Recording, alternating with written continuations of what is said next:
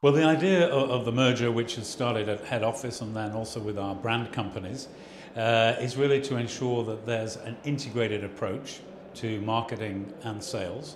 So we've always worked closely between the marketing teams and the sales teams, but we feel that we can go one step further, and all the ideas and strategies and promotional ideas that are being developed can be captured and discussed and work together with the marketing colleagues to make, and the sales colleagues, to make sure they're really effective. Well, I think all innovation entails technology. Obviously, technology, digital is the heart of everything we do now in all businesses, certainly in our business and in marketing, and also in innovation. So yes, it will incorporate technology. It will be on the basis of what we do in developing new brands, but also new services and new consumer experiences. Well, I think technology is very important in marketing in Pernod Ricard. What we've said is that 2-3 years ago we decided to go on a digital acceleration program, and therefore we brought quite a lot of digital specialists in from outside the group, and they were based either in the head office, but more of them were in the markets or in our brand companies. Now we're saying, you know, marketing and commercial and technology are fully integrated together, so there should be no such thing as digital people and marketing people or commercial people. Digital is just at the heart of everything that we're doing in terms of marketing and commercial, so there's an integration going on. The opportunities to employ technologies are many in terms of obviously how we communicate with our consumers, or we call them people now, and how we understand people in a holistic way and how they behave, so we can have brand conversations, we can produce brand content which is relevant for our brands but also relevant for the people we're trying to address. We're building a lot of advocates for our brands, and we can have regular communication with them. But also we're looking at areas such as e-commerce and doing some trials and testing on e-commerce and the whole digitization of the group, not only within marketing and commercial, marketing and sales. The digitization is rolling on right through the group into all departments. So there's a real revolution going forward with technology, but the recognition is that everybody has to be competent in digital and understand technology to do their jobs.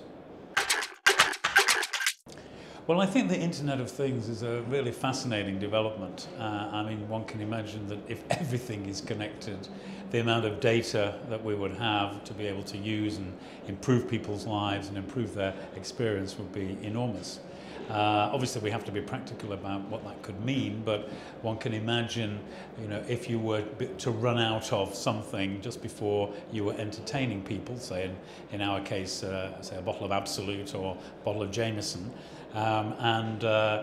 you would be alerted to the fact that maybe you needed, if you were going to invite, let's say, a dozen people round, you should be buying another bottle of Jameson, another bottle of Absolute, some mixers, etc. You could have all that information to hand, and I think that's very exciting as far as our business is concerned. We've also done some work on this with our Breakthrough Innovation Group, which is part of Pernod Ricard, and they announced earlier this year that they were looking at home entertaining and using interconnected objects to actually be able to reorder our brands, have them sent to your home in a format that is easy to go through the post box, through the mail, but also alert people when they needed to reorder.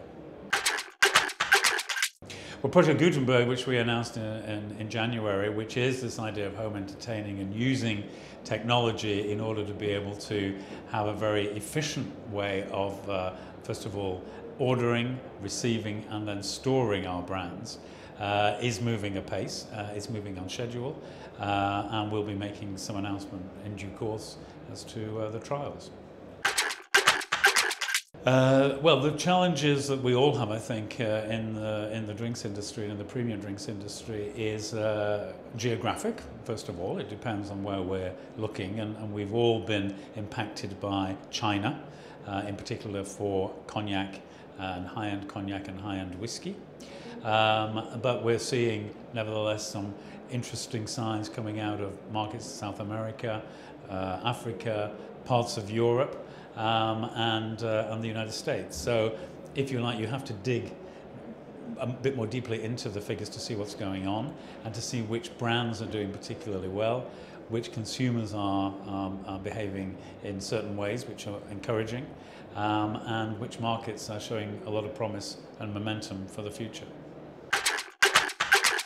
Well, I have to admit that I am of an age when I will be retiring, because I will be 60 at the end of December, and I will be taking my retirement, which I'm allowed to do, from the age of 60. So it's part of the, if you like, moving on to a new phase in my life. Well, I don't know for sure exactly what. I'm looking at obviously different options. I don't intend to do nothing. I'll remain as president of the World Federation of Advertisers until March, when my 2-year tenure will expire.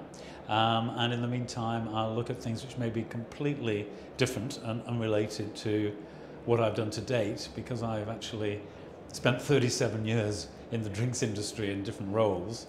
And it's been a wonderful 37 years, and this will give me an opportunity to stand back and see if there is a life beyond drink. Well, I've been with Pernod Ricard for 17 years. I started with Jameson in Dublin, the brand company, which started to develop Jameson, and I've seen the 3 major acquisitions we made over 10 years, starting with Seagram's, where we acquired Chivas, and some other wonderful brands like Martell and the Glenlivet.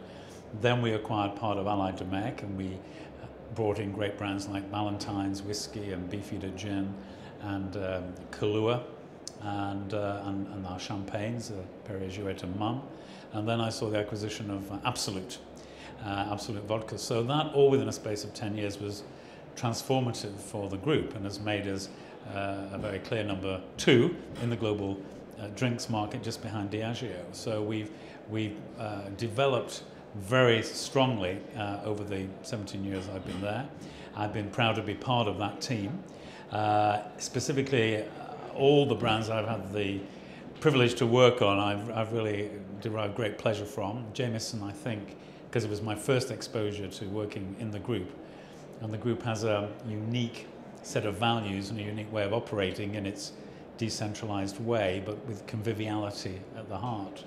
And that was a real eye-opener, and I think what we've seen in the success of Jameson, one of our fastest growing brands, one of the hottest brands in America now for nearly 7-8 years, and its global reach has been very satisfying, as has the performance of brands like Chivas that I worked on for quite a while once we had acquired it, and I think what we did in terms of repositioning Chivas to put it on a strong footing for its global expansion was also very good. I'm very pleased with the result of what we did there.